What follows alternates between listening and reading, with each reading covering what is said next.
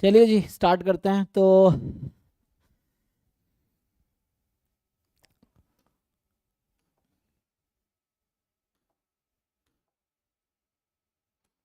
बताइए इसमें जो भी डाउट है, जो ट्राई करके आप लोग आए हैं, बताइए क्वेश्चन नंबर, जो ट्राई करके आए हैं और जो पूछना है ना। ट्राई करके आए हो सारा पेपर सॉल्व करो, मैं हर रोज ही कह रहा हूँ। 24, 23, 22 जितने नेट के पेपर्स हुए लास्ट 10 साल में, 20 पेपर होंगे कम से कम, है ना। हर साल 2 बार पेपर होता है एक साल में, तो लास्ट 10 ईयर में 20 पेपर्स होंगे। 20 पेपर अगर आप 2-3 बार सॉल्व कर लिए तो एग्जाम में टॉप कर जाओगे, ये है। और टॉप ना भी करो, कम से कम क्वालिफाई तो होगा अच्छे रैंक से, ये है। क्योंकि जैसा पीवाईक्यू में क्वेश्चन है वैसे ही क्वेश्चन वहाँ भी आ रहे हैं, ये है। ठीक है, तो पीवाईक्यू जैसा क्वेश्चन ही वहाँ भी मिलता है, ऑलमोस्ट सेम ही रहता है, सिमिलर ही रहता है, वही अप्रोच वही कॉन्सेप्ट है।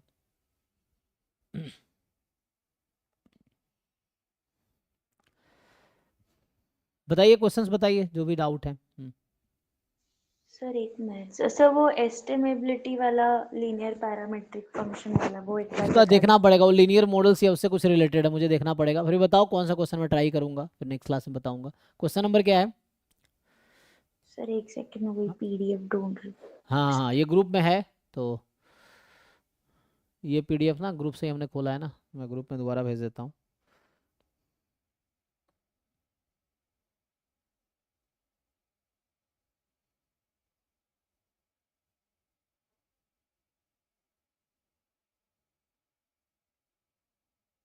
देखो प्रयास वाले में दोबारा भेज दिया, अर्जुना में भेज देता हूँ।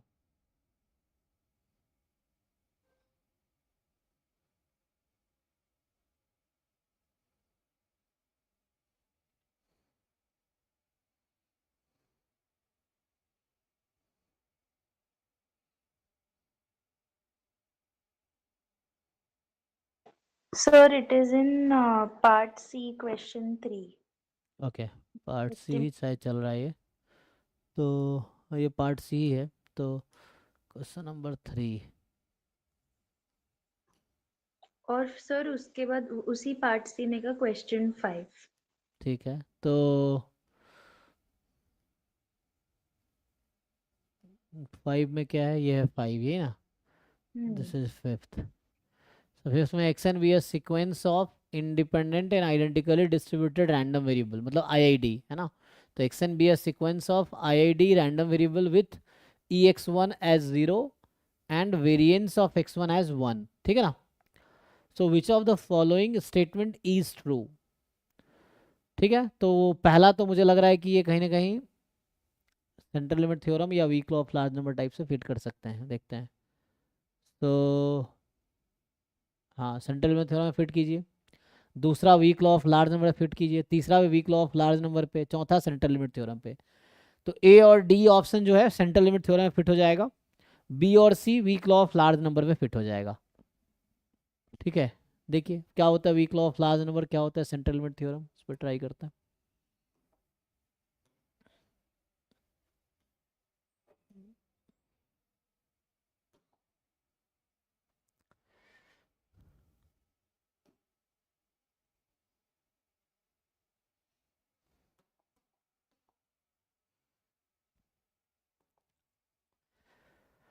बताइए, तो जैसे अभी हम अगर थर्ड वाले पार्ट की बात करें, तो 1/n summation X I square I from 1 to n converges in probability 2। बताइए जी, weak law of large number क्या कहता है, ये कहाँ कन्वर्ज करेगी?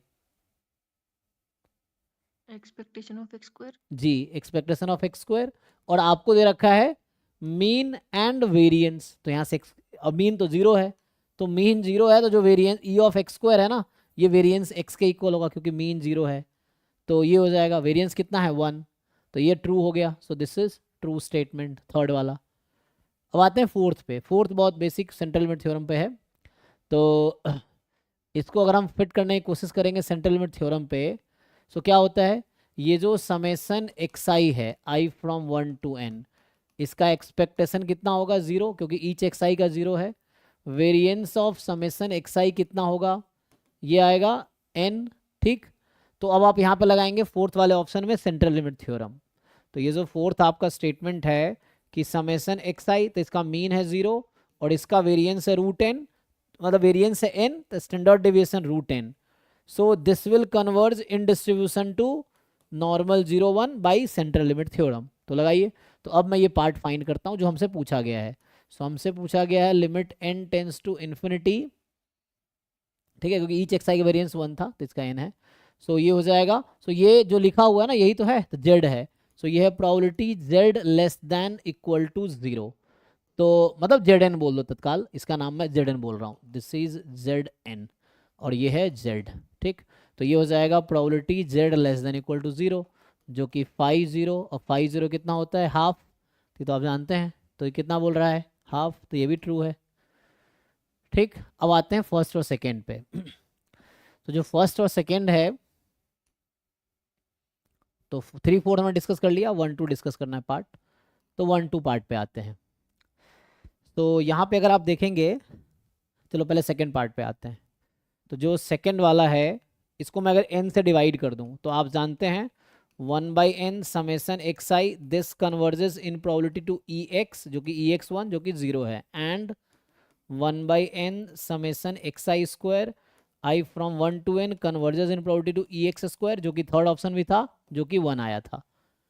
अब इसका रेशियो ले लीजिए, कोई दिक्कत नहीं है. तो समेसन एक्स आई अपॉन समेसन एक्स आई स्क्वायर, ठीक है ना. तो इसको आप n से डिवाइड कर देंगे. तो दिस, तो ये कहाँ कन्वर्ज कर रही थी इंडिविजुअली. कन्वर्जेंस इन प्रॉपर्टी या क्या प्रॉपर्टीज हैं, यही होता है ना कि X N converges to X, Y n converges to Y, तो product will converge to X Y. तो वैसा ही, तो यहाँ हम ऐसा कह सकते हैं क्या. तो इसमें जो है न्यूमरेटर तो 0 पे जा रही है ना.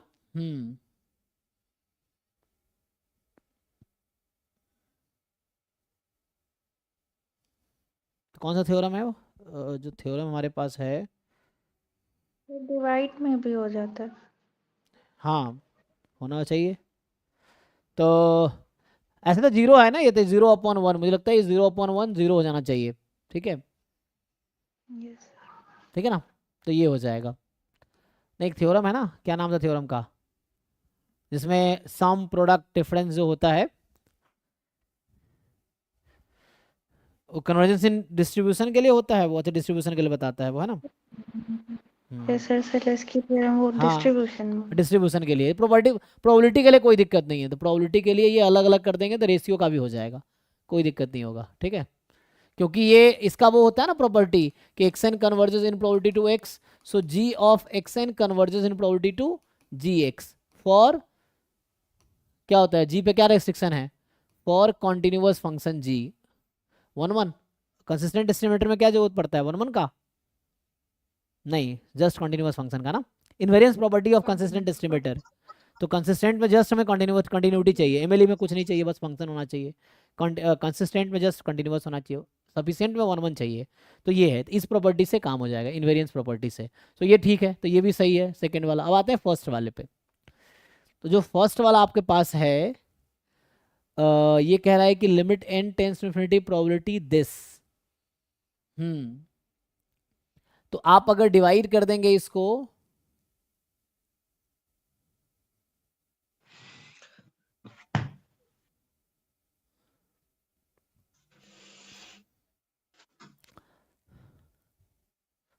तो क्या यहाँ पे कन्वर्जेंस एंड डिस्ट्रीब्यूशन में ये वर्क करेगा, ये देखना पड़ेगा, है ना. वैसे ये 0 है, तो 0 है तो डिफरेंस कहाँ आ रहा है, बस एक रूट एन एक्स्ट्रा है ना वहाँ पे. तो मतलब हम ये जानते हैं ना कि अगर कांस्टेंट पे कोई कन्वर्ज करती है तो डिस्ट्रीब्यूशन में भी कर जाएगी, लेकिन रूट एन है वहाँ पे, तो वो डिफरेंस है.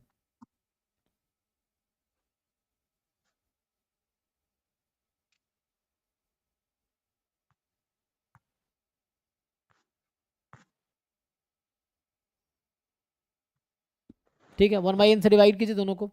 तो इसको 1/n से डिवाइड करते हैं, क्या आता है. तो यहाँ से अगर हम ट्राई करें, तो जैसे 1/n से अगर हम डिवाइड करेंगे ना, ये तो ठीक है. तो ये हो जाएगा summation X I minus 0/√n आ जाएगा, जब 1/n से मतलब n से डिवाइड करेंगे न्यूमरेटर डिनोमिनेटर को. तो तो ये तो ठीक है, ये कन्वर्ज कर जाएगी नॉर्मल 0 1 पे। और ये जो समेसन एक्स आई स्क्वायर है इसका भी मीन 0 है। समेसन एक्स आई स्क्वायर का वेरिएंस कितना होगा? समेसन एक्स आई स्क्वायर का वेरिएंस चाहिए मुझे।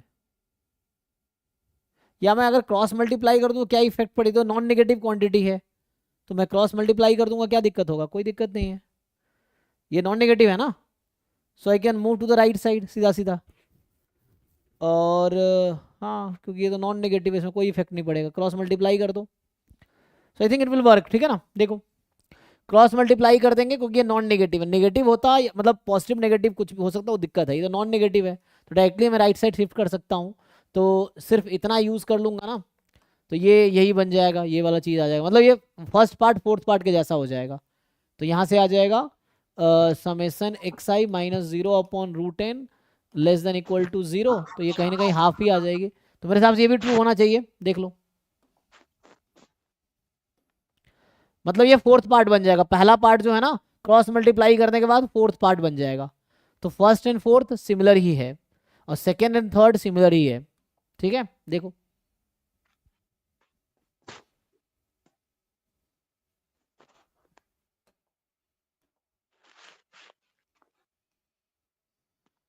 अब क्या थर्ड था आपका ये वाला?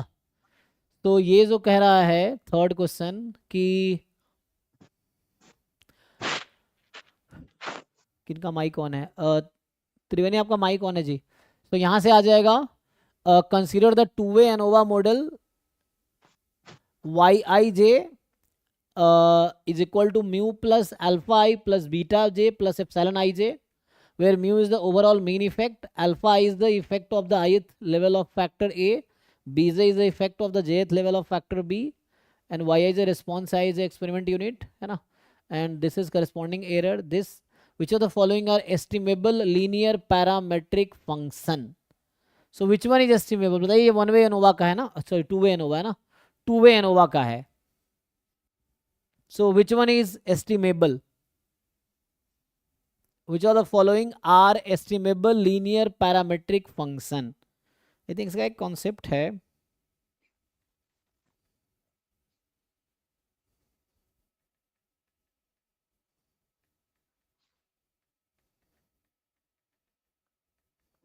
सर ये वाला क्वेश्चन ना हर साल ही आता है। इसका जो भी थियोरी आप प्लीज थोड़ा शॉर्ट में बता के फिर हम ट्राई करते हैं ये क्वेश्चन जी एक जी जी, बार। कर सकते हैं। तो आप ये मतलब ये तो थ्योरम बेस्ड टाइप का लग रहा है ऐसे, बस इसमें देखना है क्या अप्रोच है ना इसका, ये है कि क्या वो है, यहाँ पे देखना पड़ेगा।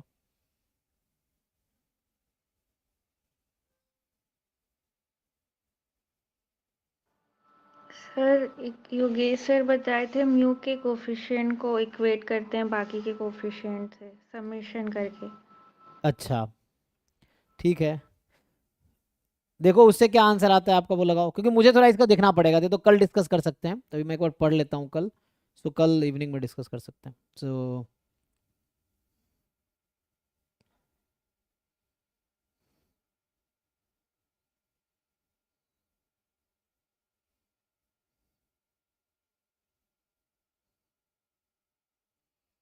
मतलब इसी में ऑप्शन ये तो होता होगा, बस यहाँ ऑप्शन बदल देता होगा आपको हर साल, बस ये है कि ऑप्शन उसके हिसाब से आपको फिट करता है ये।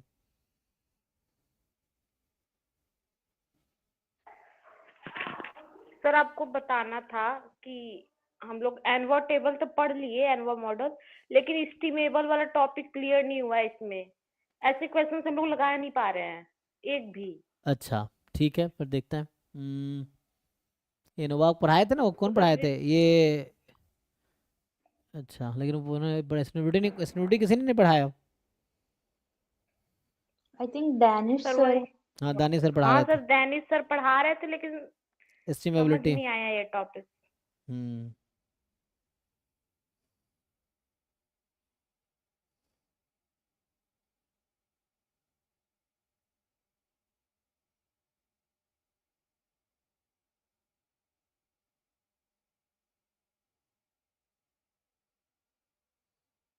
सर 1 आ रहा था आंसर।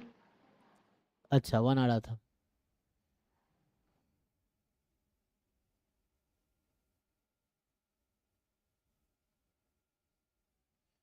इसमें जो है समेसन की जो बात होती है ना यहाँ पे, इसमें क्या है कि समय सिर्फ एप्सिलॉन आई जगह एक्सपेक्टेशन 0 है। अच्छा, mu plus alpha 2 plus beta 2, alpha 1 minus beta 1, alpha 2 minus beta 2, mu minus alpha 1 minus beta 1।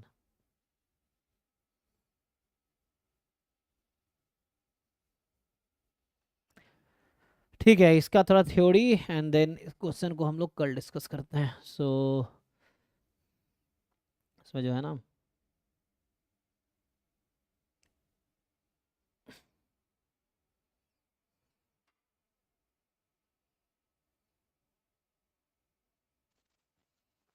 Sir वो अगर कल कर रहे तो फिर एक पार्ट सी में क्वेश्चन 41 है, जी जी जी। तो वो हम ठीक है, ऐसे कल जो क्वेश्चन रह गया तो वाला सॉल्यूशन मैंने आज भेज दिया था, समझ आ गया होगा। वो MM1 मॉडल है, क्विंग मॉडल है MM1, जो बर्थलेस प्रोसेस से सॉल्व हो जाता है। तो भेज ही दिया है सॉल्यूशन। इसमें क्या 41 इसी में, तो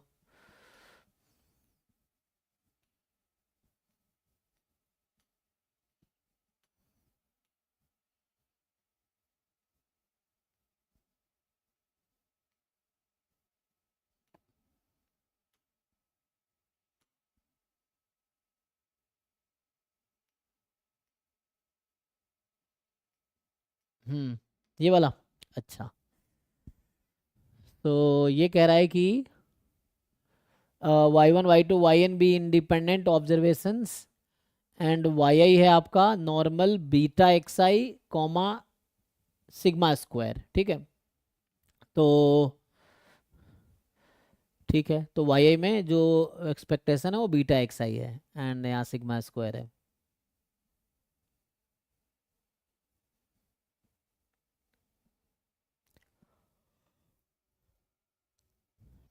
And consider normal beta naught comma tau square prior for the parameter beta where beta naught and tau square are known constant। अच्छा, beta naught और tau square known constants हैं जो कि प्रायर है बीटा के लिए। ठीक, and normal mu comma lambda square denote the normal distribution with mean mu and variance lambda square, है ना। So normal mu comma lambda square जो है डिनोट कर रहा है नॉर्मल डिस्ट्रीब्यूशन, वो तो पता है। ठीक है, सो वाई बार हमें पता है क्या होता है, एक्स बार भी पता है क्या होता है ना, ऑब्जर्व्ड सैंपल मीन है। So under squared error loss function which of the following statement are true. ठीक है, स्क्वायर्ड एरर लॉस फंक्शन ना, सो मतलब बेजियन एस्टिमेटर जो होगा वो क्या होगा, एक्सपेक्टेड वैल्यू ऑफ पोस्टेरियर, मतलब पोस्टेरियर मीन ऑफ थीटा, यही आएगा। तो यहाँ पैरामीटर क्या है, बीटा ना। सो पोस्टेरियर मीन ऑफ बीटा ये है, बीटा का पोस्टेरियर मीन जो आएगा वो होगा।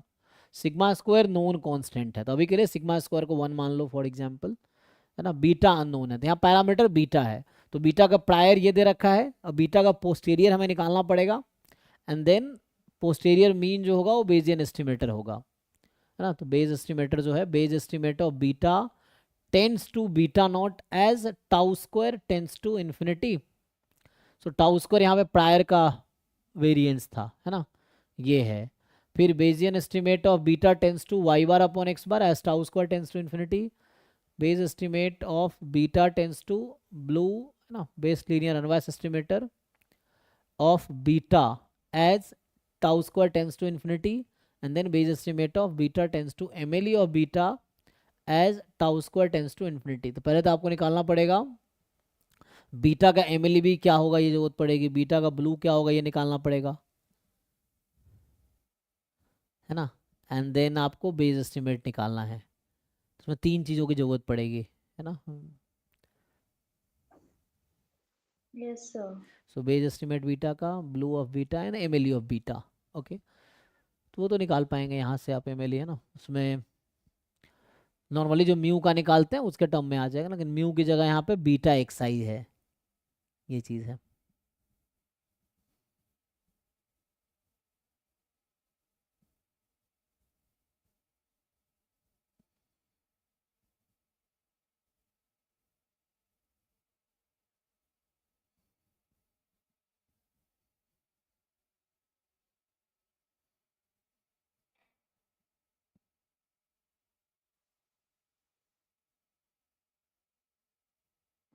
सर मतलब ये क्वेश्चन है ही लेंदी की या इसमें कुछ शॉर्टकट्स वगैरह है, कुछ नहीं हो सकता प्रॉपर्टीज? है, वो आप बेजियन वाली कोई बुक देखेंगे ना तो उसमें आपको कुछ थ्योरम्स मिलेगा, जहाँ पे थ्योरम्स रहता है कि गामा अगर प्रायर है तो ये पोस्टीरियर होगा, नॉर्मल अगर प्रायर है तो ये पोस्टीरियर होगा, इस तरह से रिजल्ट्स हैं।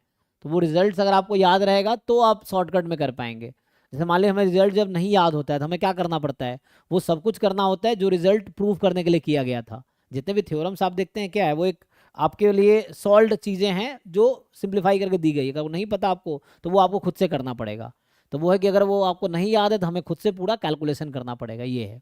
तो यहाँ लेंदी तो है, मुझे मुझे तो लेंदी लग रहा है अभी, कि पहले प्रायर है, फिर हम पोस्टीरियर निकालेंगे, फिर पोस्टीरियर से बेस एस्टिमेट पोस्टीरियर मीन आएगा, एंड देन उससे हमें फिर उसमें पहले ब्लू निकालना पड़ेगा बीटा का चेक करने के लिए कि क्या आएगा, एमएलई बीटा का क्या आएगा वो देखना पड़ेगा। फिर लेंदी तो है, आई थिंक 4.75 मार्क्स का भी तो है, तो इसीलिए शायद थोड़ा लेंदी है। और MSQ है तो more than one option correct भी हो सकता है, ये चीज़ है। बट बेजियन एस्टिमेट आप निकाल पा रहे हैं इसका, जैसे कल हमने अप्रोच बताया तो लेंदी होगा ऐसे उससे। और नहीं तो थ्योरम्स हैं जो बेजियन एस्टिमेट के कई सारे बुक जो आप स्टैंडर्ड देखेंगे उसमें देखिए कुछ थ्योरम्स मिल जाएगा तो इजी हो जाएगा। ये प्रायर है तो लाइक्लीहुड का मैं आपको बता रखा होगा क्या आएगा, इस तरह से। तो पहले ज्वाइंट लिखना पड़ेगा है ना, बीटा का एंड एक्साइज का, उसके बाद पोस्टीरियर निकालिए, फिर पोस्टीरियर मीन निकालिए। पहले तो आपको पोस्टीरियर मीन निकालना है, उसके बाद फिर हमें टाउ स्क्वायर टेंस टू 0 लगाने हैं चारों ऑप्शन में। इसमें टाउ स्क्वायर टेंस टू 0 और यहाँ tau square tends to infinity, ये लगाना है। तो आपने ट्राई किया है, निकाले पोस्टीरियर निकला आपसे, पोस्टीरियर जो डिस्ट्रीब्यूशन। मैंने सर मैंने सिंपली पहले वो एमएलई वाला ट्राई किया तो हाँ। वो कुछ सिग्मा स्क्वायर के रिस्पेक्ट में आ रहा था, हम्म तो वो ही ढूंढ रही हूँ, मिल नहीं रहा। इसको देखना पड़ेगा, क्योंकि सॉल्व करूंगा तो मुझे भी टाइम लगेगा, काफ़ी लेंदी क्वेश्चन ऐसे लग रहा है ना, एक एक चीज़ निकालना पड़ेगा जो कि टाइम लगेगा। फिर ये बाकी लोग करके देखो सॉल्व भाई, जिन लोगों को आता है बेजियन एस्टिमेशन आपको।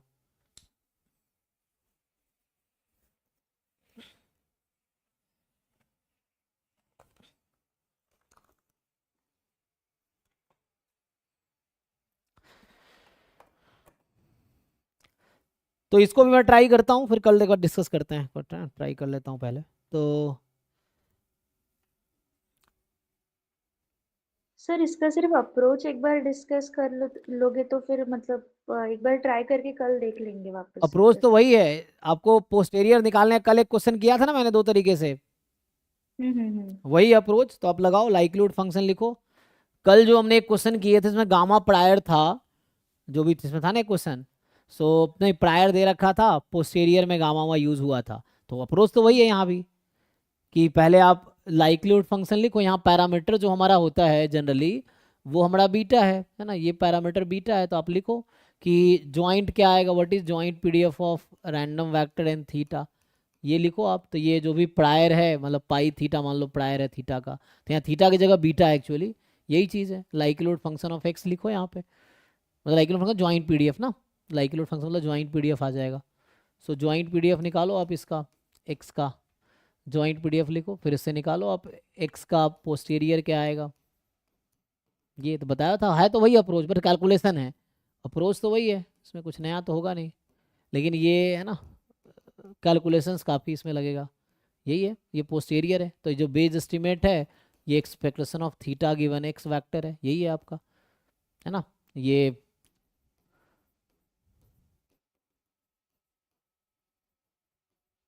तो ये अप्रोच कीजिए सॉल्व। पर इसमें ना नीचे जो टोटल प्रोबेबिलिटी जो निकाल रहे हैं ना, वो पोस्टीरियर का डायरेक्ट इसकी मतलब डायरेक्ट इसका फॉर्मूला टाइप होता है कि प्रोपोर्शनल में लेते हैं। Pi of theta given X is equal proportional to pi of X given theta multiply by pi of theta. अच्छा, तो pi of theta given X proportional to, हाँ ये तो रिजल्ट है, हाँ pi of X given theta हाँ into pi of theta, into pi of theta. Yes sir. हाँ हाँ हाँ, तो ये वही है। ये जो पाई में लिखा ना पाई थीटा, यही यही चीज़ है जो ये है ना जो बोला इन्होंने, ये चलिए यही है। क्वेश्चन में क्वेश्चन में दे रखा है y and x फॉलो कर रहा है normal distribution with parameter beta X I and sigma square. हाँ यस सर। और दूसरा वाला दे रखा है यहाँ पे पाई ऑफ बीटा इसको फॉलो कर रहा है normal beta not tau square. हाँ तो वहां से पोस्टीरियर डिस्ट्रीब्यूशन करना है। हाँ, आ जाएगा वही, लेकिन लिखना पड़ेगा वही, लिख के देखो आप, मतलब सॉल्यूशन लिखो और जो भी आपका आता है ग्रुप में लिख के भेजो, जिनको भी आता है एक दूसरे का हेल्प करोगे तो वो होगा, तो उससे भी सीख पाओगे, ये चीज़ें हैं। तो जिनको भी समझ, जिनको जो भी डाउट्स है ग्रुप में पोस्ट करो, क्वेश्चन फोटो भेजो ग्रुप में, उसमें क्या कोई ना कोई तुम्हें बता देगा, है ना, हर किसी का अपना स्ट्रेंथ और वीकनेस है, तो जिसको जो आ रहा है वो बता देगा, नहीं तो फिर वो है, नहीं तो फिर हम डिस्कस करते हैं। तो इसका थोड़ा मुझे मतलब सॉल्व करना, अभी करूँगा बहुत टाइम लग जाएगा, तो इसको सॉल्व करना पड़ेगा, ठीक है ना, ये सब चीज़ें थोड़ी नई है, मतलब मेरे लिए भी सर नहीं ये है। हाँ वाले में ना एक चीज मुझे समझ नहीं आया यहाँ पे, जो normal mu and lambda square दिया है ना, वो किसका दिया है वो मुझे समझ नहीं आया।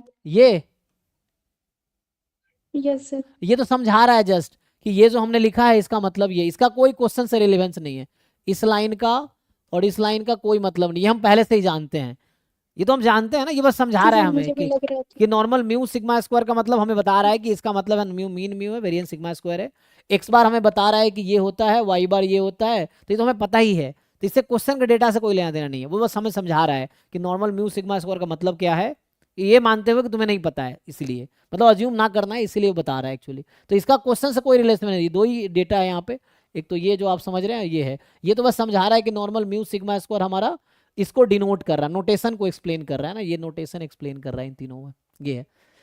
सॉल्व करके देखो, जिनका सॉल्व होता है ग्रुप में भेजो, नहीं तो फिर मैं ट्राई करता हूँ, फिर कल डिस्कस करते हैं, ये है। नेक्स्ट बताओ, बाकी नेक्स्ट क्वेश्चन जो है उसको ट्राई करता हूँ,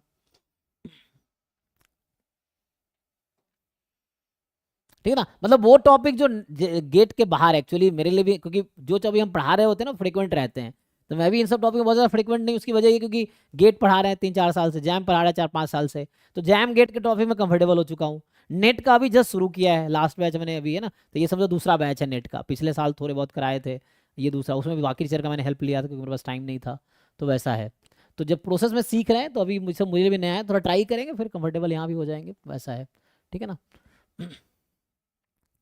तो मतलब थोड़ा ट्राई करना पड़ेगा इसके लिए, मतलब ये नहीं कि अभी सॉल्व करूंगा 10-15-20 मिनट इजी ऐसे ही लग जाएगा मुझे भी, ये है, तो पहले मैं सॉल्व कर लेता हूँ फिर देखते हैं। एनीवे नेक्स्ट बताओ, ये है, बाकी हर क्वेश्चन है तो सॉल्यूशन तो होगा ही, क्योंकि ये क्वेश्चन जिन्होंने बनाया वो हमारे जैसे ही कोई लोग हैं, है ना, जो किसी कॉलेज में पढ़ा रहे हैं, वही तो है, कॉलेज यूनिवर्सिटी में पढ़ा रहे हैं।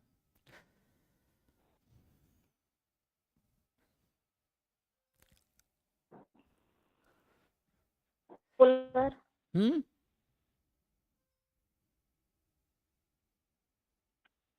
क्वेश्चन नंबर समझ नहीं आया, बस चैट में लिखो, चैट में लिखो, आवाज़ नहीं आ रही तुम्हारी। सर क्वेश्चन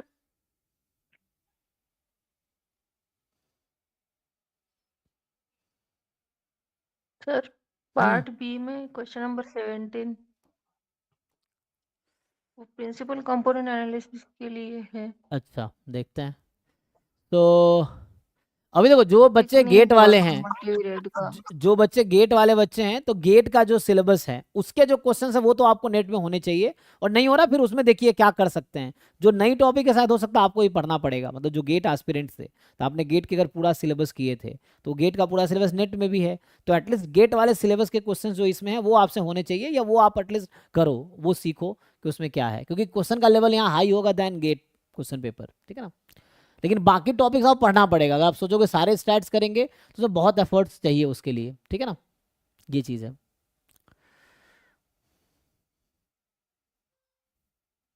ना, बाहर का टॉपिक मुझे भी सीखना है, इसलिए हम ये बैच चला रहे हैं, ठीक है, वैसा है। तो ये कौन सा पार्ट चल रहा है, 17 सी पार्ट चल रहा है, बी पार्ट चल रहा है, सी पार्ट चल रहा है, बी ही चल रहा है शायद, तो 17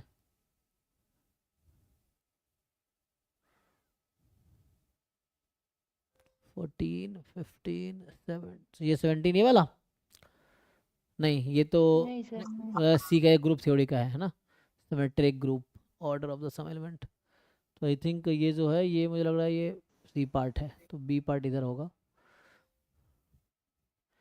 31 है ना, ये होगा बी पार्ट।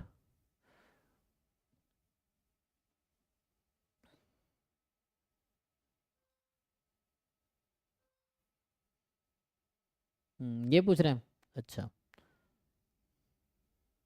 कह रहे हैं कि x0 x1 xp be the IID random variables with mean 0 variance 1, ऐसा है जी।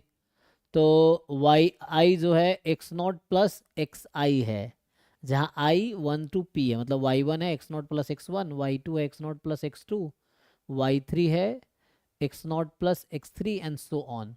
The first principal component based on the covariance matrix of y. So जो y का कोवेरियंस मैट्रिक्स होगा उसके अकॉर्डिंग फर्स्ट प्रिंसिपल कंपोनेंट क्या होगा। देखिए फॉर्मूला बेस्ड मुझे लग रहा है, तो फर्स्ट प्रिंसिपल कंपोनेंट का रिजल्ट देखो क्या है, उसको अप्लाई करो।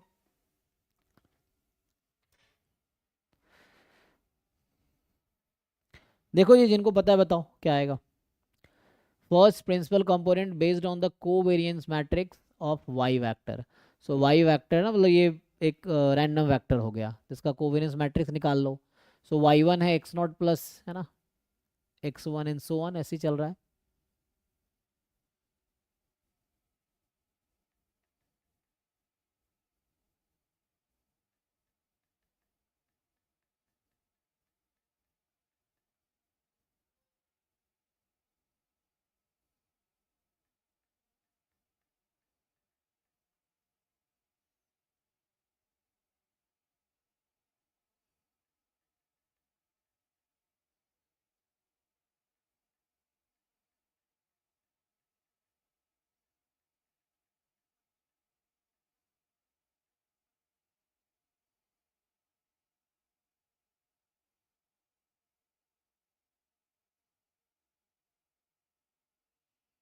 तो बोल रहा है first principal component based on the covariance of y is the eigen vector associated with the largest eigen value of the covariance matrix.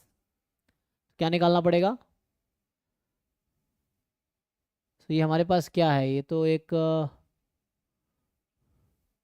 y,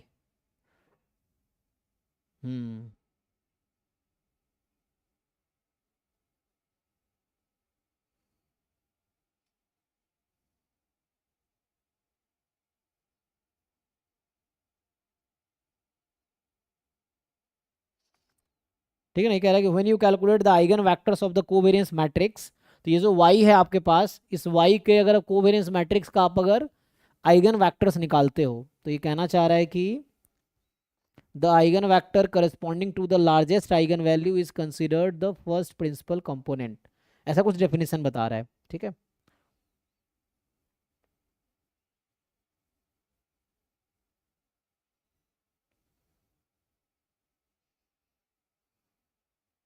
लेकिन सॉल्व कैसे करोगे, क्या आएगा बताओ। यहाँ से अगर पूछा जाए आपसे कि मीन ईच वाई एक्स जो है, यहाँ पे जो आपको दे रखा है ईच एक्स आई का जो भी है मीन 0 है और वेरिएंस 1 है ना, ये है। तो कोवेरियंस मैट्रिक्स निकाल सकते हो इसका, बताओ कोवेरियंस मैट्रिक्स क्या आएगा इसका।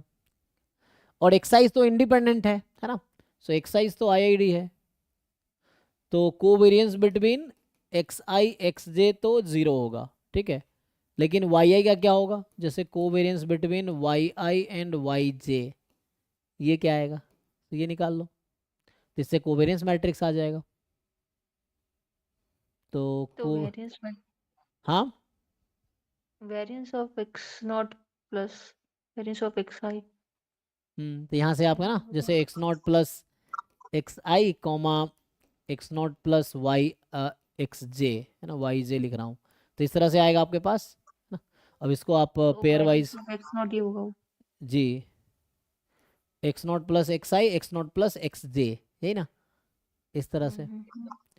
तो ये आपका आएगा वेरिएंस ऑफ एक्स नॉट, इसको खोलेंगे तो फिर इसको इससे खोलेंगे, तो एक्स नॉट और बाकी एक्स जे जो है, तो यहाँ आई जे को 1 से ज़्यादा लेना पड़ेगा ना, 1 से पी लिया ना यहाँ पे, तो आई तो 1 से ज़्यादा होगा, ये तो 0 हो जाएगा, ये 0 हो जाएगा, और अगर आई जे डिफरेंट ले रहे हैं तो यही आ जाएगा, वेरिएंस ऑफ एक्स आई आ जाएगा।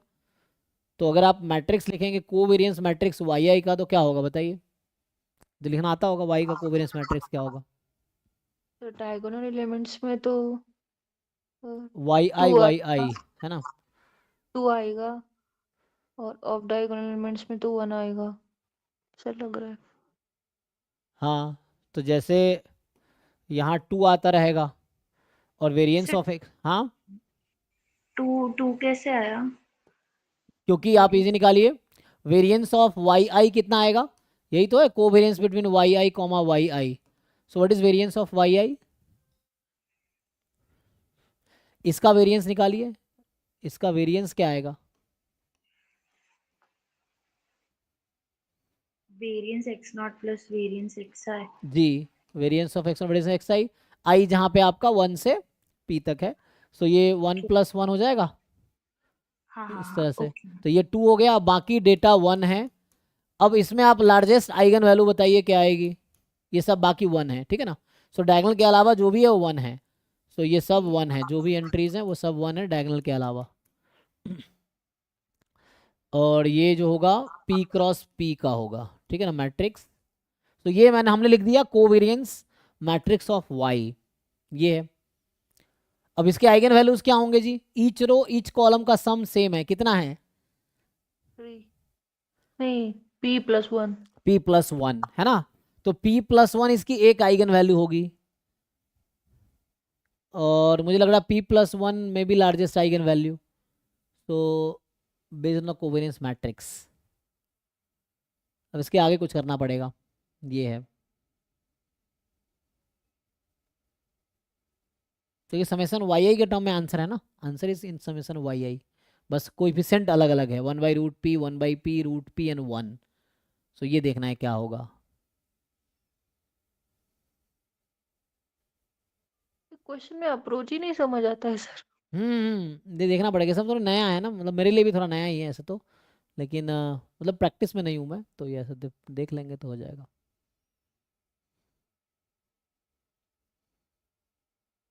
सर आप CSR नेट की टॉपिक्स कब से लेंगे मतलब।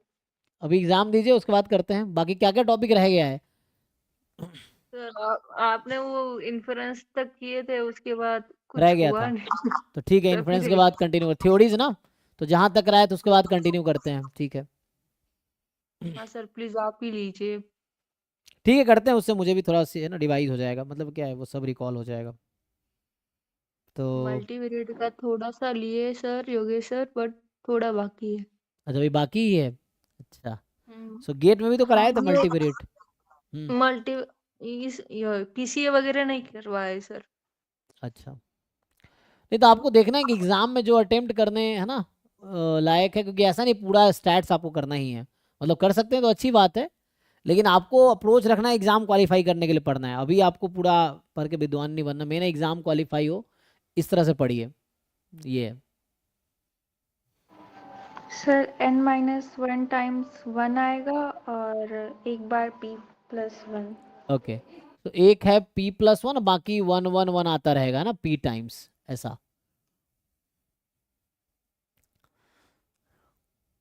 वो तो कुछ फिक्स है ना, वो p को कुछ फिक्स करके आप देख सकते हैं इजीली, तो उस तरह से आ जाएगा।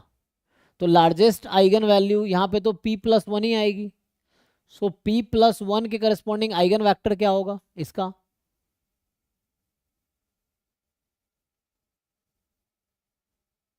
ये निकालो।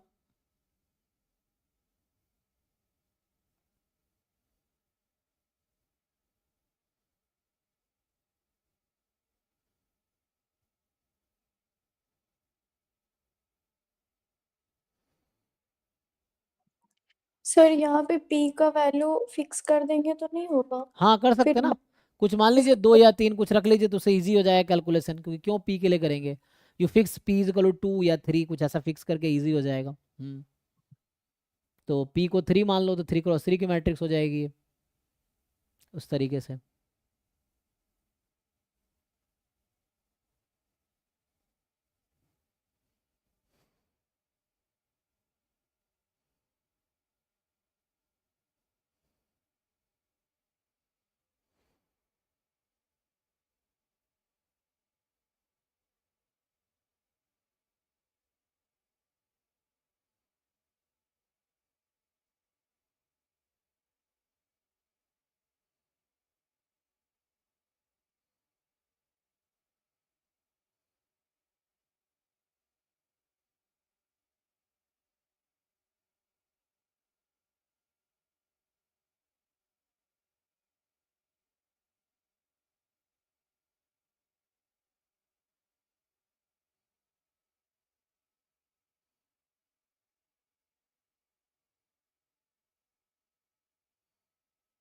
क्या आइगन वेक्टर निकाल पाएंगे आप लोग? क्या करेंगे आइगन वेक्टर के लिए?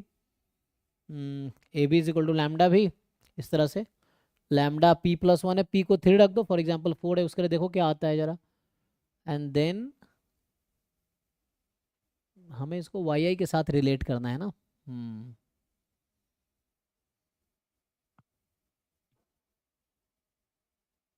ऐसे कोई रिजल्ट बेस्ड क्वेश्चन लग रहा है ऐसे तो, इतना कैलकुलेशन में भी तो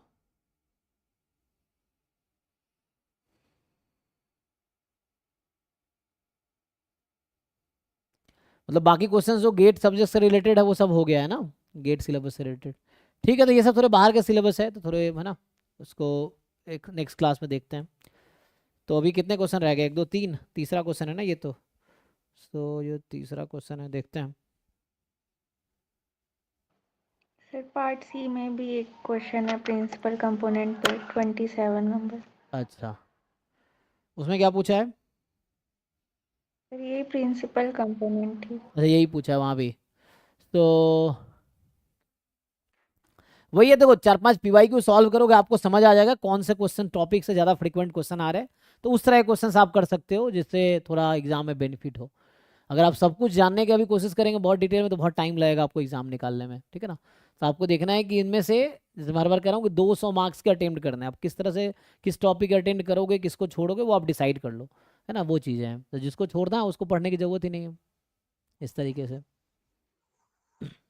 Sir, जी if we are not doing this question, can we please do question part C वाला question? सर एक सेकेंड, हाँ एक सेकेंड सर, यही वाले क्वेश्चन का ना मैंने इसके 2 क्रॉस t का वैल्यू 2 फिक्स कर दिया, तो इस फर्स्ट पीसी आया था x1 प्लस x2 के वैल्यू √2, तो अकॉर्डिंग टू अगर ऐसा जनरलाइज करें तो फर्स्ट ऑप्शन करेक्ट होगा अगर सही होगा अच्छा, तो जैसे आपने p को 2 रख दिया था तो उसके अकॉर्डिंग जो आपका आइगन वेक्टर आया, मतलब जो आइगन वेक्टर आया p+1 का मतलब था 3 की आइगन वेक्टर निकाला आपने, 3 आइगन वैल्यू उसकी एक थी, तो p को जब 2 रखेंगे तो आइगन वैल्यू क्या क्या होगी, 3 और 1 ये आएगी।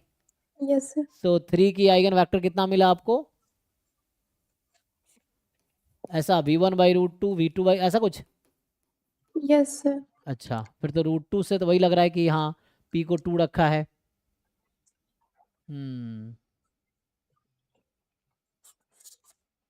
तो ऐसा कुछ आ जाएगा, फिर a आ जाएगा। आंसर की देखो क्या है जी, ऐसा कुछ है फर्स्ट ऑप्शन, तो मे भी फर्स्ट ऑप्शन हो जाएगा फिर, है ना। वो तो वही कहता है कि आपको जो कोवेरिएंस मैट्रिक्स निकालने हैं और लार्जेस्ट आइगन वेक्टर वैल्यू ढूंढना है, फिर उसका आइगन वेक्टर देखना है उसके अकॉर्डिंग।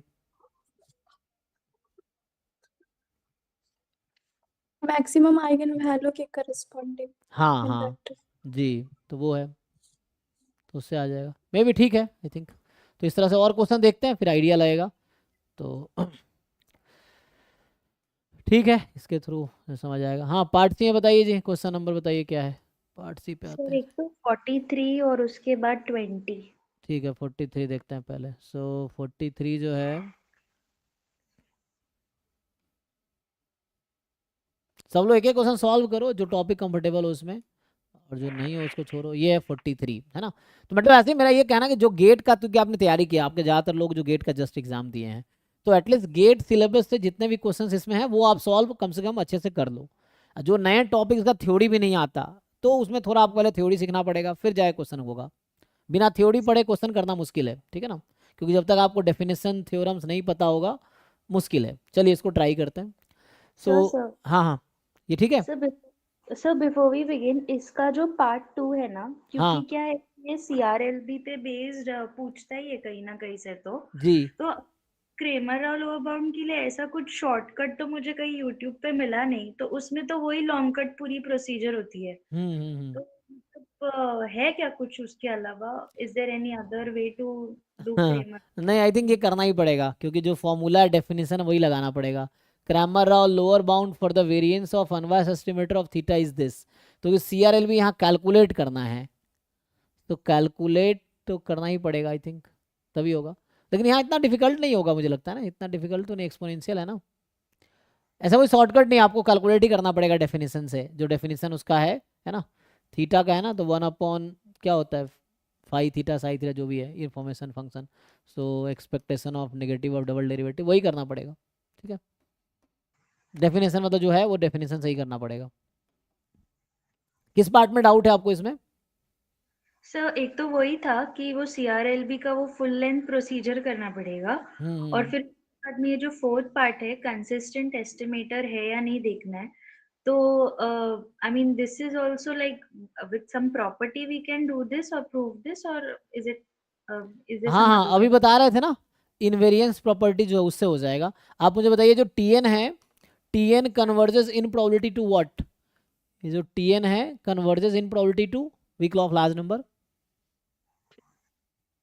1 upon हाँ sorry. इसका मीन जी, इसका x, क्योंकि एक्स बार है ना Tn, तो Tn एक्स बार है, so X bar converges in probability to expectation of population, तो जो कि 1/θ है। अब आपको अभी इन्वेरिएंस प्रॉपर्टी बताया था, तो g of Tn converges in probability to g of वहाँ आ जाएगा 1/θ, तो ये लगा लीजिए। अब g आप सुटेबली कंसीडर करो सो दैट वो बन जाए,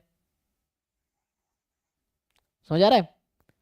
सो what g you will take, या इसको जस्ट लिनियरली मूव कराओ। देखो यहाँ पे क्या है, e की पावर माइनस, तो मैं ये कह रहा हूँ 1 माइनस आपका है e की पावर माइनस 1/Tn, तो this will converge in probability to 1 minus e की पावर माइनस 1/Tn। कहाँ जा रहा था 1/θ पे, तो Tn को हटा के 1/θ रख दो, तो फाइनली क्या आया ये 1 माइनस e की पावर माइनस थीटा। और ये क्या इसके इक्वल है कि नहीं है? ये CDF at 1, yes this is probability x1 less than equal to 1, तो सही है।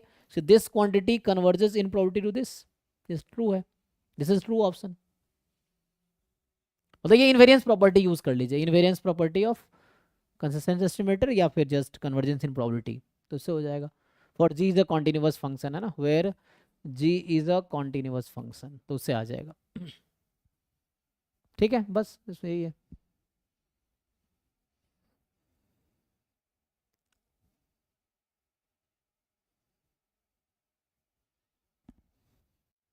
ओके जी, तो इस तरह क्वेश्चंस कर लो, क्योंकि ये सब गेट में भी जैम में भी इस तरह क्वेश्चन आते हैं, है ना, तो ये सब आप लोग कर लोगे, तो नेट में भी आते हैं, तो जो बाहर के। अगला क्या था? सर 20, हाँ एक और था क्वेश्चन 20, और जी उसके बाद क्वेश्चन 16 में एक पूछना था। हाँ ठीक है, 1 बाय 1 करते हैं। तो 20 में क्या है देखते हैं। सो ये है आपका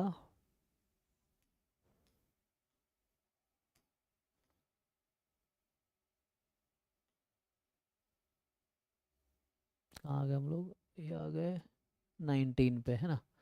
तो ये है 20। बताइए। सर यहाँ पे मेरा क्वेश्चन ये था कि जब भी ऐसा लेट्स से डिपेंडेंट रेंज है ना, जैसे कि x और y दोनों का कंबाइंड रेंज दी है, तो क्वेश्चन ये था कि इंडिविजुअली x और y का रेंज कैसे डिटरमाइन करते हैं? ग्राफ से, या ऐसे यहाँ दिख तो रहा है, यहाँ तो आएगा x 0 से 2 में और y आएगा 0 से 2 में, मतलब एक को इग्नोर कर देते हैं। अगर y का सपोर्ट चाहिए x को इग्नोर करो, x, लेकिन इसका एक्चुअल लॉजिक ग्राफ से आता है कि आप इसका ग्राफ बनाओ। सो ये x इज इक्वल टू 0 जो कि y एक्सिस है, x is equal to y जो कि ये है, y इज इक्वल टू 2 जो कि ये है। सो ये आपका रीजन है। अब आपको ये सोचना है कि you take projection on X axis, तो when you take projection on X axis, ये पॉइंट है 2,2, तो ये 2 पे आएगा। सो आपको x की लिमिट लेनी है, तो देखो एक्स एक्सिस पे प्रोजेक्शन क्या आ रहा है, तो 0 से 2 जो कि मैंने यहाँ लिखा है। इसी रीजन का प्रोजेक्शन आप y एक्सिस पे लो, तो ये 0 है, यहाँ 2 है, तो 0 से 2, तो यही आएगा। सर बट वैसे करने से वो क्वेश्चंस नहीं ना हो रहे, तो वहाँ पे तो एक तो y को या तो फिर आप x से 2 लेना पड़ रहा है, या फिर x को आप 0 to y लो, नहीं नहीं, तो वैसे यहाँ हम मार्जिनल की बात कर रहे हैं, जो आपने कहा है that is for the marginal one, ठीक है ना, not for the conditional. Marginal में x के मार्जिनल y का कोई लेना देना नहीं है, तो y नहीं आएगा। y के मार्जिनल में x का कोई लेना देना नहीं, तो y x नहीं आएगा। लेकिन कंडीशनल में इंटरफेरेंस रहेगा, जैसे आप अगर इसकी बात कर रहे हैं, so it will create difference, क्योंकि y 1 है, तो यहाँ y क्रिएट करेगा प्रॉब्लम, तो x को यहाँ 0 से 1 में लेना पड़ेगा आपको। तो इसका जो 0 सपोर्ट आएगा, मतलब x गिवन y बराबर 1 का जो PDF होगा, उसके सपोर्ट ये होगा उसका। यहाँ y को मैंने 1 रखा है, ठीक है, तो ये आएगा। जैसे अब और गिवन है नहीं, गिवन होता तो जब कंडीशनल है, so this will make difference. So ये y को 1 यहाँ रखना पड़ेगा आपको। तो नाउ इट इज, सो आपको गिवन है ना कि y 1 है, तब y बराबर 1 की लाइन आप ड्रॉ करोगे। So this will restrict your sample space to this only. So यहाँ 1 आ गया, तो आपको x सिर्फ 0 से 1 में लेना पड़ेगा। ये है। ओके। हम्म। सर फिर वो थर्ड वाले ऑप्शन में कैसे करेंगे, या फिर थर्ड तो आसान है। आप ये इवेंट है, ये क्या बोलते हैं इसे, ये तो एक इवेंट है। तो ये आपका सैंपल स्पेस है जो अभी रेड कलर से मैंने सेट किया हुआ है, ये आपका सैंपल स्पेस है। You make graph of this and then इस रीजन पे इंटीग्रेट कर लो, इस वाले पार्ट पे आप जॉइंट पीडीएफ को इंटीग्रेट कर दो। X So less, what if I'm हाँ very comfortable with graphing the regions? हाँ, मतलब वही, जैसे आपको करना पड़ेगा डबल इंटीग्रेशन एक्स वाई का जॉइंट पीडीएफ जो कि है एक्स अपॉन वाई, यहाँ पे now D X D Y type this. अब इसका ग्राफ बनाओ, तो क्या लिखा हुआ है, X is less than Y by 2 या Y is more than 2x, यही है ना। So Y is more than 2x, पहले वाई बराबर 2x का ग्राफ बनाओ। तो x को 1 रखोगे, वाई 2 हो जाएगा। So this is the line y is equal to 2x, ऐसा कुछ होगा जी। अब आपको देखना है किस साइड, इसके राइट साइड लोगे या लेफ्ट साइड लोगे। तो you just check one testing point ले लो, कोई पॉइंट, जैसे यही 2 2 है, 2 2 रख के देख लेते हैं। So 2 more than 4, 2 more than 4, this is false. False का मतलब है कि वी डोंट, हमने इसको चेक किया तो इस साइड नहीं इस साइड, तो आपको यहाँ पे प्रोबेबिलिटी निकालना है। सो दिस पार्ट का अगर मैं कलर चेंज करूँ, so you have to find probability of this region. ये जो है ना ब्लैक वाला, इस पे इंटीग्रेट करना पड़ेगा आपको, जो थर्ड पार्ट है उसका, ठीक है। So you integrate over this region, तो इस पे इंटीग्रेट कर लो। और ये जो लाइन है y is equal to 2x है ना, ये x इज इक्वल टू 0 था, ये y इज इक्वल टू 2 था। So integrate over this black region. तो थर्ड पार्ट करने के लिए इस ब्लैक वाला रीजन पे इंटीग्रेट कर लीजिए। तो सर वहाँ पे रेंज क्या लिखेंगे x और हाँ y देखिए, का? अब तो मैं अगर dx dy लिख रहा हूँ, for example you can write dy dx और you can write dx dy। तो अगर मैं dx पहले लिख रहा हूँ तो मैं x के पैरेलल एक स्ट्रिप बनाऊंगा, तो यहाँ x है 0 और यहाँ पे x है y बाई 2, क्योंकि ये लाइन है 2x बराबर y, तो x है y बाई 2, तो 0 से y बाई 2। अब ये स्ट्रिप बनाया हॉरिजेंटल हमने, अब देखेंगे y एक्सिस पे कितना कंट्रीब्यूशन है इसका, तो y यहाँ 0 से लेके 2 तक है, तो यहाँ होगा 0 से लेके 2 तक। अब इसको इंटीग्रेट कर लो। सर ये ग्राफिंग मेथड ही एक मेथड है क्या to get the correct range?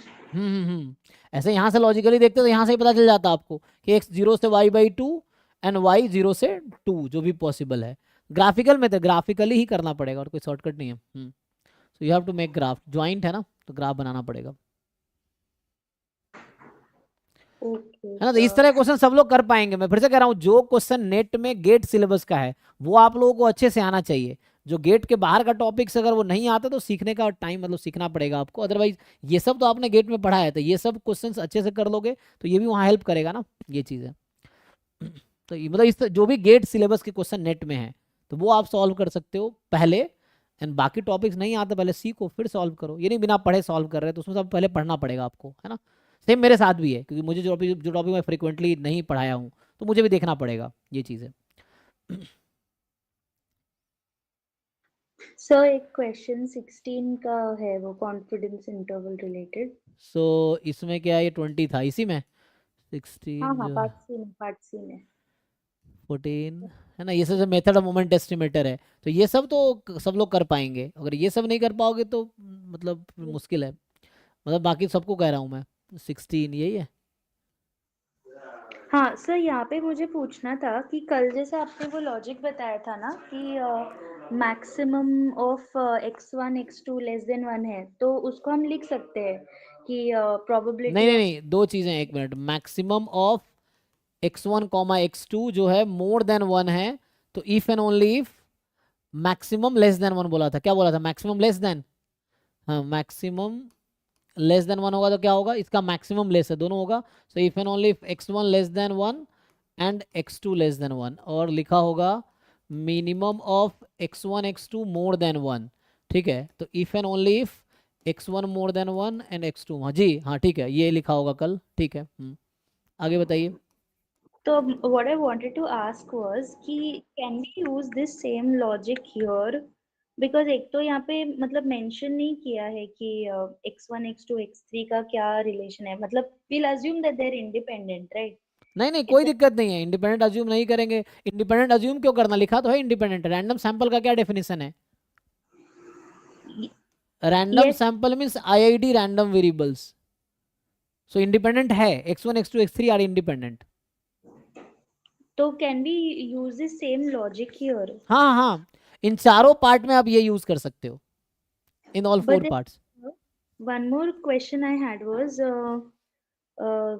ये मतलब x1 लेस देन 1 या x2 लेस देन 2 का कुछ ऐसा कंडीशन तो मतलब कैसे कुछ दिया नहीं है ना नहीं नहीं, कि यहाँ कुछ भी कोई भी कांस्टेंट हो सकता है, not just one, here it is any constant, it will not make difference. Even यहाँ रैंडम वेरिएबल होगा तब भी कोई दिक्कत नहीं है, यहाँ x3 है तब भी यहाँ x3 हो जाएगा, तब भी कोई दिक्कत नहीं है। अगर यहाँ x3 है तो यहाँ x3 होगा, there is no problem. Okay, so यहाँ पे नेसेसरीली कोई ऑर्डर स्टैटिस्टिक यूज करने ना का ना ना, जरूरत ये मैथमेटिक्स का फॉर्मूला है, इसको स्टैटिस्टिक्स से कोई लेना देना नहीं है। हम ABC लिख सकते थे, ABC कांस्टेंट, तो ये मैथमेटिक्स का सिंपल लॉजिक है, इसे स्टैटिस्टिक्स से कोई लेना देना नहीं इससे है। So instead of writing x आप AB के टर्म में लिख सकते हो कि है ना, मिनिमम ऑफ AB जो है वो मोर देन C है या लेस देन C ना, मिनिमम वाला मोर देन होगा। एक मिनट, तो इसको ना याद रखना पड़ेगा किस में क्या आता है, तो ये साइंस है ना, दिक्कत होता है। So minimum of AB is more then C if and only if A is more then C and B is more then C। ये तो मैथमेटिक्स का रिजल्ट है मैक्स मीन का, जैसे एडिशन सब्ट्रैक्शन मल्टीप्लिकेशन वैसे ही मैक्सिमम मिनिमम ऑपरेशन है, तो इसका स्टैटिस्टिक्स से कोई लेना देना नहीं इसको है, वहाँ हम इसको यूज़ कर रहे हैं। तो जो मैक्सिमम है वो लेस देन C है, so if and only if A is less then C and B is less then C, तो ये आप कहीं भी यूज़ कर सकते हो, एनीवेयर विदाउट रेस्ट्रिक्शन। ठीक है, ये चीज़ है। Okay sir. ये मैक्स मीन फंक्शन मैथमेटिक्स का है, इसको ऑर्डर स्टैट से कोई लेना देना नहीं। तो इससे आ जाएगा।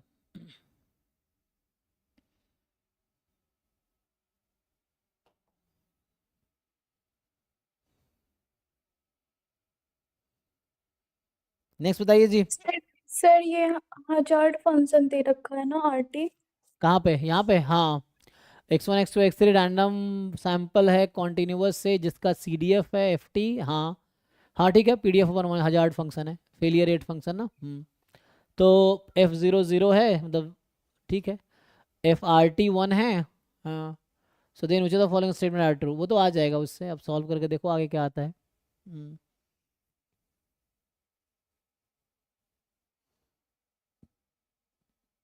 सर ये हजार्ड फंक्शन से PDF शायद इंडिकेट के निकालते हैं ना। निकालो इसका रिजल्ट, देखिए रिलायबिलिटी का क्वेश्चन है ना, तो ये रिलायबिलिटी का आ जाएगा। हाँ, तो कैसे निकालते हैं RT से, तो यहाँ में यहाँ पे इन्फॉर्मेशन कितना दिया है, RT 1 है for all T more than 0, इतना इन्फॉर्मेशन है।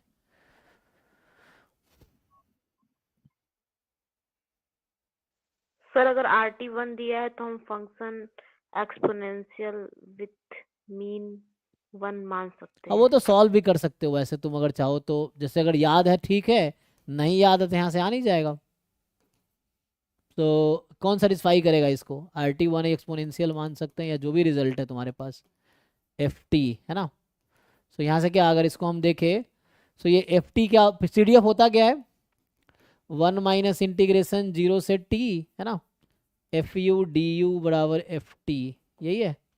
इस तरह से इसको अगर डिफरेंशिएट करके PDF निकाल सकते हो, तो इसको डिफरेंशिएट कर लो, आई थिंक एक्सपोनेंशियल आ जाएगा, सही कह रहे हो आप।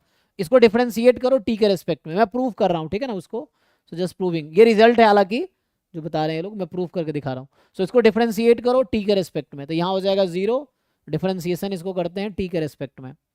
So when you differentiate it, तो यहाँ 1 का डेरिवेटिव 0 माइनस ये हो जाएगा FT है ना, और मतलब वो Lagrange rule of differentiation under integral sign का जो रूल है उसके अकॉर्डिंग, माइनस F0 है ना। सो एनीवे F0 CDF 0 है, और ये कितना आ जाएगा, यहाँ आ जाएगा F'(T).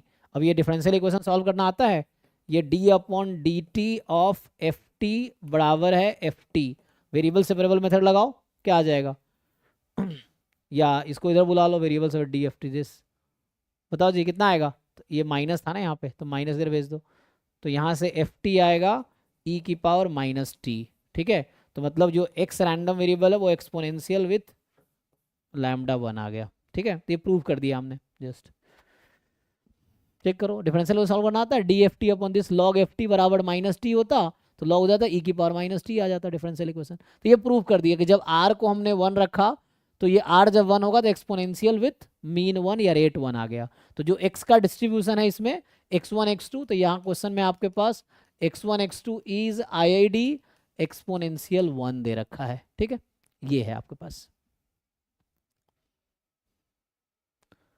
ओके जी, सर हाँ हाँ हाँ।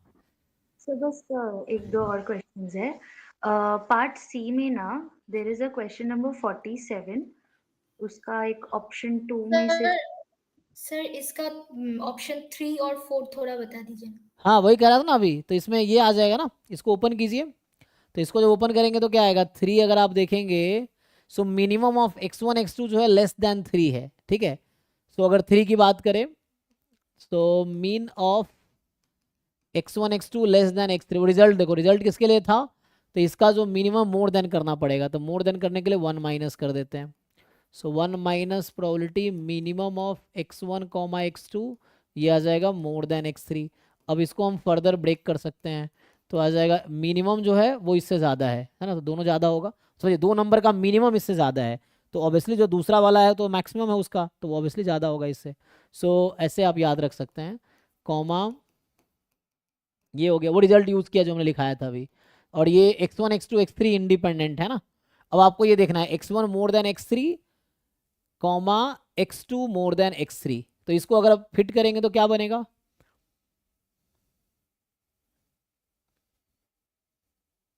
सो how to find this probability, ये कैसे निकालेंगे एक्सपोनेंशियल में, या तो आप इंटीग्रेट कर सकते हैं है ना, लेकिन x3 काम वो कर सकते हैं ना यहाँ से। तो x3 क्या है, x3 जो है x1 से छोटा है, अरे x2 से भी छोटा है लेकिन, तो how to find this probability, x1 x2 x3 independent है राइट, लेकिन x3 लेस देन x1 है, x3 लेस देन x2 भी है।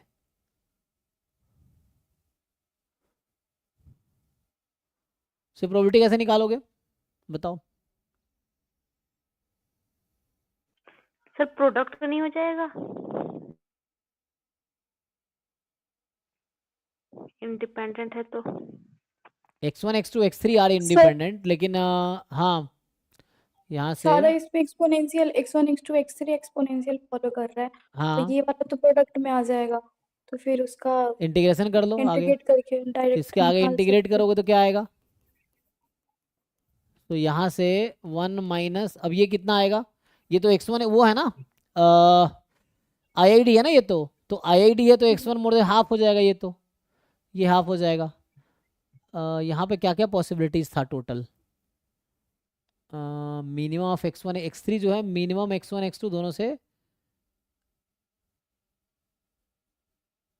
तो मतलब x3 is less then x1 less then x2 and x3 is less then x2 less than x1, इस तरह case हो सकता है। इसके करस्पॉन्डिंग में बात कर रहा हूँ, इस इवेंट के करस्पॉन्डिंग क्या क्या इवेंट्स बनेगा, यही बनेगा, या तो है ना x1 लेस देन x2 होगा, वो x से ज़्यादा होगा, या ऐसा होगा, दो ही पॉसिबिलिटी, क्योंकि x3 छोटा है मिनिमम से, तो जो मैक्सिमम होगा उधर होगा।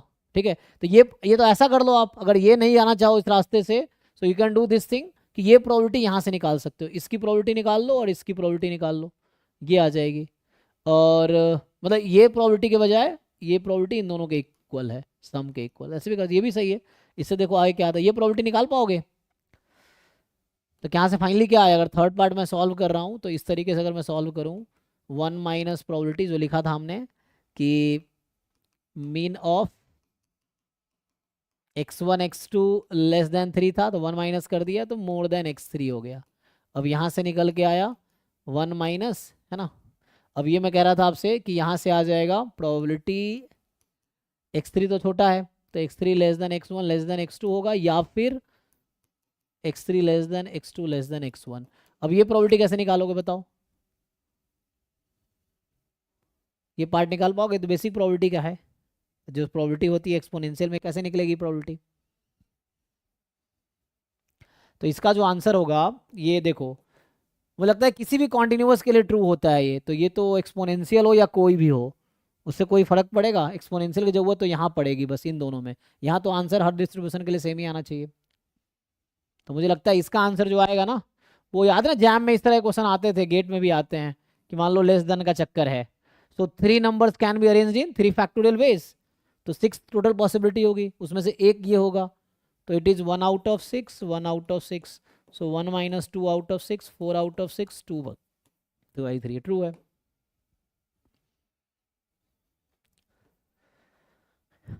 अगर आप सॉल्व करोगे तब भी यही आएगा, क्योंकि ये किसी भी कॉन्टिन्यूअस डिस्ट्रीब्यूशन में ये वाला रूल ओके रहता है कि 3 numbers can be arranged in 3 factorial ways in this order, and this is the 1 out of that 6, this is 1 out of that 6, तो ऐसा आ गया, तो ये आ गया। सिमिलरली फोर्थ वाला ऐसे, फोर्थ और आसान है क्योंकि इसी का तो वो है ना मैक्स है यहाँ पे बस, तो x3 इसके मैक्सिमम से ज़्यादा है ना, मैक्स, तो यहाँ आ जाएगा कि x3 मैक्सिमम ज़्यादा है ना, तो x3 दोनों से ज़्यादा होगा, तो यहाँ भी ऐसे ही है, x3 more than x1 more than x2, या x3 more than x2 more than x1, इसका कितना 1/6 1/6 2/6 1/3, ये भी सही है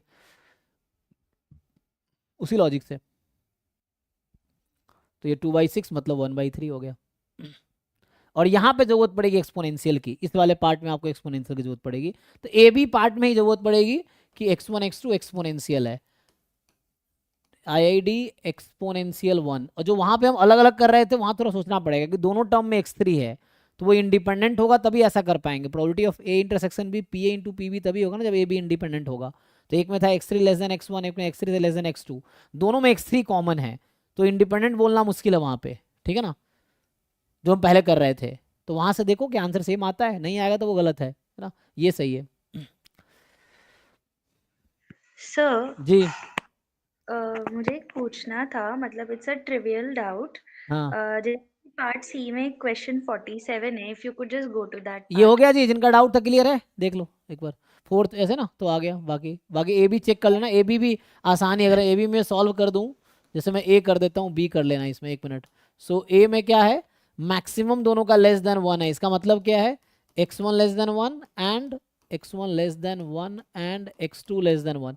अब यहाँ x1 x2 इंडिपेंडेंट है, तो now you can separate it कि x1 less then 1 into x2 less than 1, identically distributed, दोनों का सेम आंसर होगा, तो ये हो गया CDF एट 1, तो CDF ऑफ x1 एट 1, और इसका आंसर भी सेम ही आएगा स्क्वायर। CDF एक्सपोनेंशियल में कितना होता है जी, 1 माइनस ई की पावर -1 का होल स्क्वायर, देख लो, तो ये आएगा ए पार्ट का आंसर, जो कि गलत है ना, तो ए फॉल्स होगा, चेक कर लो एक बारी। CDF एक्सपोनेंशियल में कितना आता है, ये आता है ना 1 माइनस ई की पावर -x, x यहाँ 1 है, तो e की पावर -x ये आएगा। फिर ऐसे दूसरे वाले करोगे, मिनिमम वाला 1 से ज़्यादा है, तो ये भी सेपरेट हो जाएगा, x1 more than 1 into x2 more than 1, फिर से सो x1 मोर देन 1 इसका स्क्वायर, और ये होगा 1 माइनस 1 माइनस ई, तो मतलब e की पावर -1 का स्क्वायर, तो e की पावर -2, तो 1/e स्क्वायर आएगा। यहाँ 2 क्यों लिख रखा है, देख लो, ठीक है ना, मिनिमम जो है वो 1 से ज़्यादा है, तो दोनों इंडिविजुअली दोनों 1 से ज़्यादा होगा, इंडिपेंडेंट है तो अलग अलग हो गया, x मोर देन 1 आएगा, e की पावर -1, तो ये 1/e स्क्वायर, तो मतलब ये ए बी यहाँ फॉल्स है, ऑफिशियल आंसर की में चेक कर लो क्या आ रहा है, तो ए बी गलत है, CD सही है, देख लो। हाँ सर बराबर है, ठीक है ना? 3-4 करेक्ट। हाँ ठीक है, तो इस तरह से आ जाएगा, है ना, ये सब बेसिक जैम गेट सिलेबस से रिलेटेड है, तो ये सब में दिक्कत नहीं आना चाहिए। ये है क्या था जी, 43? हाँ 47 47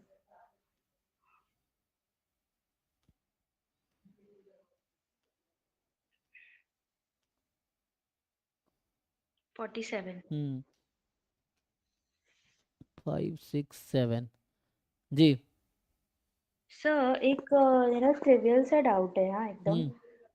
अभी देखो, हमको ये पता होता ना कि एडिटिव प्रॉपर्टी ऑफ नॉर्मल से हम कह सकते हैं कि दो वेरिएबल्स को ऐड करेंगे तो उनका नॉर्मल ही होगा विथ उनका means added and variance is added, right?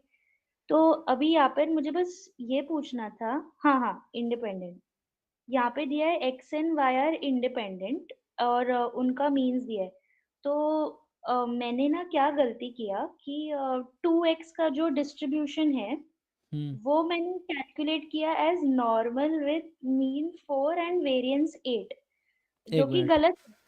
2x का होगा नॉर्मल 2 इंटू 2 4, 4 इंटू 4 16, हाँ गलत है ना, क्योंकि वेरिएंस ऑफ 2x कितना होगा, 4 time variance of x, and 4 time 4 is 16, या हाँ, तो बट सर फिर मैंने ना आई वाज जस्ट थिंकिंग कि फिर वो additive property of normal distribution से हम x प्लस एक्स का normal distribution with mean 2 + 2 4 and variance 4 + 4 8 ऐसे क्यों नहीं लिख सकते? तो एक्स एंड एक्स इंडिपेंडेंट थोड़ी है, आज एक्स एंड एक्स आर अच्छा नॉट इंडिपेंडेंट। अच्छा ओके, बस वही ना तो वो एक कोवेरिएंस टर्म आगे आ जाएगा, उससे आ जाएगा। हाँ हाँ सर, बस वही था, फिर वो हो गया बाद में। वो इंडिपेंडेंट के लिए है, तो X and X are not independent, X तो एक्स पे डिपेंड ही कर रहा है डायरेक्टली, तो ये है। ओके हाँ हाँ, थैंक यू सर। जी थैंक यू। बाकी सॉल्व करके आओ इस पेपर में पूरे आप, मैं फिर से कह रहा हूँ कि 400 मार्क्स के अटेम्प्ट ना करके आप 200 मार्क्स का देखो, क्योंकि कुछ बच्चे होंगे सोच रहे होंगे सारे क्वेश्चन मुझसे क्यों नहीं हो रहे, सारे करने नहीं एग्जाम में आपको। तो आपको देखना है जो भी स्कीम है पेपर का, स्कीम के अकॉर्डिंग प्रिपरेशन करो, कि पहले स्कीम में 20 में 15 करने हैं, दूसरे में 40 में 25 करने हैं, तीसरे में 60 में 20 करने हैं। तब तुम भाई 60 में, सी सेक्शन में 60 क्वेश्चन है, 60 है, आपको 20 चूज करने हैं किसके करो, उसमें लीनियर भी है, रियल भी है, स्टैटिस्टिक्स भी है, और बाकी और भी है, group theory, complex analysis and all that, ODPD and सब है। लेकिन आपको देखना ना उस 60 में 20 कौन से अटेम्प्ट करोगे, तो वो 20 सेलेक्ट कर लो कि प्रोबेबिलिटी के हो गया, रैंडम वेरिएबल हो गया, एस्टिमेशन हो गया, टेस्टिंग हो गया। अब आगे आपको लगता है प्रिंसिपल कंपोनेंट कर सकते हो तो वो करो, है ना, रिग्रेशन है, मल्टीवेरिएट है, जिस टॉपिक आपको लगता है आप कंफर्टेबल हो उसकी तैयारी करो, है ना, क्योंकि एग्जाम में कम टाइम है। तो वो पीवाईक्यू जब 4 5 10 पेपर सॉल्व करोगे, so you will get idea कि आपसे क्या होने वाला है और क्या आपको एग्जाम में करना चाहिए। Instead of preparing for 450 marks, जो कि एग्जाम 445 मार्क्स का है ना, तो उसकी प्रिपरेशन थोड़ी करनी है आपको, 200 मार्क्स की प्रिपरेशन करनी है। So you just select 200 marks question according to the given scheme, है ना। पूरे 450 मार्क्स की तैयारी नहीं करनी है आपको, जो पेपर 450 मार्क्स का है पूरा, ये पूरा पेपर अगर आप देखो 450 मार्क्स का है ना, 445 exactly, but you don't have to prepare for 440 marks. आपको 200 मार्क्स की तैयारी करनी है, आपको देखना पड़ेगा जब पीवाईक्यू सॉल्व करो, आपको खुद देखना पड़ेगा किस टॉपिक के कितने क्वेश्चंस आ रहे हैं और आपको कितने करने चाहिए किस टॉपिक से, जो आ रहा है उसको तो गलत नहीं होने चाहिए, है ना, जो बेसिक्स, मैं फिर कह रहा हूँ गेट के सिलेबस वाले क्वेश्चन कोई गलत नहीं होने चाहिए, वो उतना भी अच्छे से कर लोगे तो नेट निकल जाएगा, ये है। एनीवे ट्राई करके आओ, जो रह गया वो कल डिस्कस करते हैं, और बाकी ट्राई करके आओ जो है, ठीक है, नहीं तो फिर नेक्स्ट पेपर पे लेंगे। तो ये 2024 का पेपर है, इसको अच्छे से बैठ के सॉल्व करो, 200 मार्क्स के क्वेश्चन आप खुद से अटेम्प्ट करो, एंड देन उसमें जो डाउट है वो डिस्कस करो, ठीक है। तो कल की क्लास इसी को देता हूँ, उसके बाद फिर 2023 मतलब इसके बाद जो आप पेपर भेजोगे तो आप लोग ग्रुप में भेजो क्या डिस्कस करना, वो मैं ट्राई करूँगा अपने लेवल पे जो मुझसे हो पाएगा, ठीक है, ये है, ठीक है ना। जैसे ये सब क्वेश्चन भी दिख रहा है तो 11 12 का क्वेश्चन ऐसे जैम में भी आते हैं, बाय द वे ऐसे दिख गया, तो ये सब तो ऐसे इजी सा क्वेश्चन लग रहा है ना, तो ये सब भी तो कर सकते हैं, ये 11 12 और ये JEE या जैम गेट में भी है ये सब टॉपिक, तो ये सब भी आप अटेम्प्ट कर सकते हो, तो पढ़ोगे तो आपको समझ आएगा। तो एग्जाम्पल लेके ये सब जैसे दिख रहा है जो क्वेश्चन हमें, सो मैथ्स के भी बहुत सारे पार्ट कर पाओगे, ये सब मिनिमल ये सब भी कर सकते हो इजीली, है ना। सो वही बोल रहा हूँ, यू डिसाइड कि कौन से टॉपिक के 200 मार्क्स आपके पूरे हो जा रहे हैं, उसकी तैयारी करो, इसलिए 10-20 पेपर बैठ के भी सॉल्व करो लास्ट के कुछ दिनों में, और इससे एग्जाम निकल जाएगा, ठीक है। चलिए फिर आज यहीं स्टॉप करते, अगर नहीं है कुछ तो बाकी लोग सॉल्व करके आइए, फिर नेक्स्ट पेपर डिस्कस करेंगे 2023 वाला, है ना, ये 24 का चल रहा है। चलिए अभी के लिए थैंक यू।